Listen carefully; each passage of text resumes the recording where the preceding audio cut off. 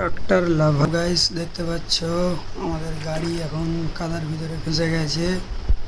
Mahindra Arjun 555 ultra one DLX side gear guys. এখন ধান কাটা জমি টু হুইল গাড়ি চলা খুব মুশকিল, 4x4 দরকার গাইস। দেখতে পাচ্ছ তোমরা কতটা ঢুকে গেছে। আমরা চারিদিকে বাঁধ দিয়ে জল ছিঁচে জলটা বের করে গাইস এখন শুকনো করে রেখেছি। গাড়ি আসছে, গাড়ি টেনে তুলবে। কালকে সারা রাত এইভাবেই ছিল গাইস। তোমরা দেখতে পাচ্ছ মাঠের অবস্থা, এরকম অবস্থায় টু হুইল গাড়ি চলবে না, 4 হুইল গাড়ি দরকার। তো গাইস দেখতে পাচ্ছ কত কাদার ভিতরে ঢুকে গেছে। কালকের অনেক চেষ্টা করার পরও ওঠেনি। 16 ফিটের টায়ার লাগানো আছে এমআরএফের 16/9/28। তোমাদের গাড়িতে কী টায়ার লাগানো আছে অবশ্যই কমেন্ট করে জানাবে গাইস।